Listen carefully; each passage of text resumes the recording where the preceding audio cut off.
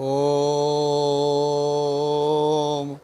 ओम ओम। जय श्री कृष्ण, जय श्री राधे, जय सिया राम, जय हनुमान।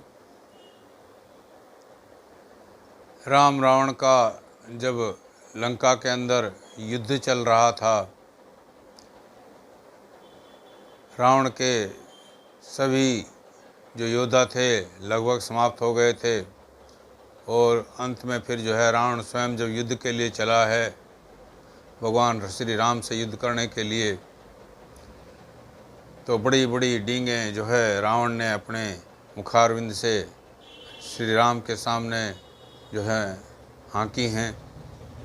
मैं ऐसा योद्धा हूँ, मैंने ये किया है, मैंने वो किया है, मुझे सारा संसार जानता है, मैं बहुत प्रतापी हूँ और मुझे कोई जीत नहीं सकता और मैं इतना शक्तिशाली हूँ कि सारे जितने भी राज्य हैं सब मेरे अधीन हैं, मैंने देवताओं को जीत रखा है। मतलब बड़ी बड़ी बड़ी बड़ी जितने भी जो है मतलब बातें थी वो ऐसी बड़ाई वाली यश वाली जो है वो हाँकता जा रहा था।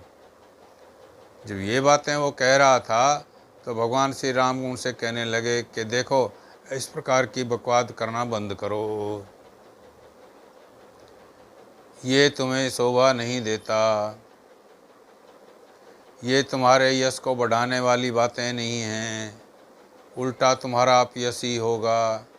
क्योंकि जो व्यक्ति अपनी ही डींग मारता रहता है, जो अपने बारे में कहता ही रहता है, उसका यश बढ़ेगा थोड़ी। उसको लोग बाग अहंकारी या अहम से के अंदर भरा हुआ बोलेंगे।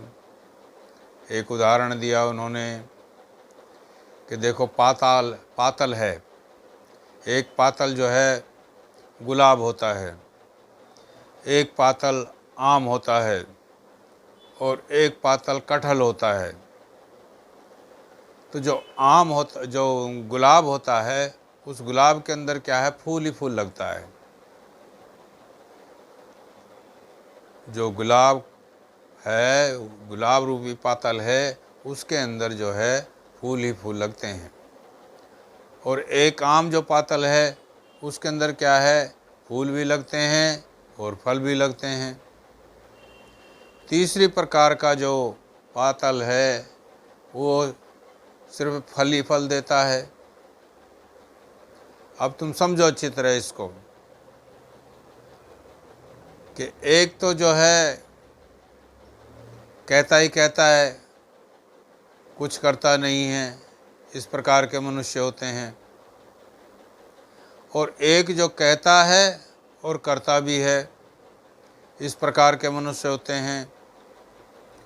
और एक जो कहता ही नहीं है वो करता है, कहने की बात ही नहीं है, वो तो सिर्फ करता ही करता है।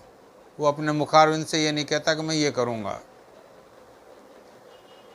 तो जो पातल, जो गुलाब रूपी का पातल है, उसके अंदर फूल ही फूल आते हैं, यानी वो कहता ही कहता है, उसके अंदर फल फूल कुछ नहीं आता, कुछ नहीं मिलता। और जो आम होता है, आम जो है बेचारा फल भी जाता है और जो है फूल तो होते ही हैं उसके अंदर।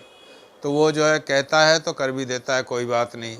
तीसरा प्रकार का जो कटहल है, जो कहता कुछ नहीं है, बेचारा फल दे देता है, लो जी। तो ये बातें जो है ना, जो करने वाले होते हैं वो कहते नहीं हैं, वो अहम के भरे हुए नहीं होते हैं, वो करके ही दिखाते हैं। संसार के अंदर उनका ही यशोगान होता है जो कुछ करते हैं, क्योंकि उनकी जो करनी होती है, जो उनके कर्म होते हैं वही सामने आते हैं।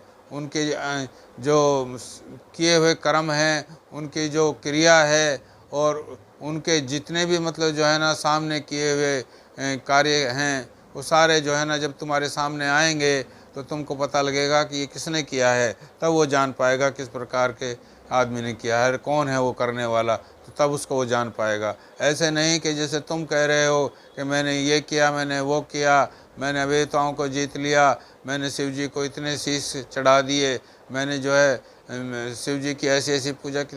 पूजा करने वाला तो तुम कहेगा ही नहीं।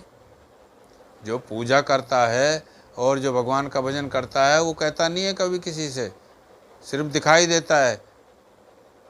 यदि कहेगा तो उसकी पूजा और जो भजन है वो सब बेकार हो जाएगा, क्योंकि व्याख्यान करने से जो है ना, जो क्रिया है वो निष्क्रिय हो जाती है। इस प्रकार से जो भक्ति हम करते हैं, यदि हम कहते हैं बखान करते हैं कि भाई हम ये इस प्रकार से हम अपनी भक्ति करते हैं और इस प्रकार से भगवान का भजन करते हैं, उनका ध्यान करते हैं और हम लगे रहते हैं, हम इस प्रकार कह देंगे तो हमारा कहने से वो जो भक्ति की हुई है वो भी निष्क्रिय हो जाती है, उसका भी जो है फल हमें मिलने वाला नहीं है। तो ये पातल जो गुलाब है ये जो है कहता ही कहता है, और ये फल जो है, ये फूल जो है दिखाई दे रहा है, इसके अंदर फल कुछ आना नहीं है, तो तुम्हें कुछ फल नहीं मिलने का, तुम बके जाओ, तुम कहे जाओ। तो इस प्रकार से जब रावण को ये बातें कही तो रावण को तो मिर्ची लगनी थी। तो रावण जो है मतलब क्योंकि अहंकारी था, खैर उसको पता भी था, वो जानते भी थे कि ये जो है ना ब्रह्म हैं, ये अवतारी हैं और इनके हाथों उन्होंने अपना जो है ना मुक्ति भी पानी थी।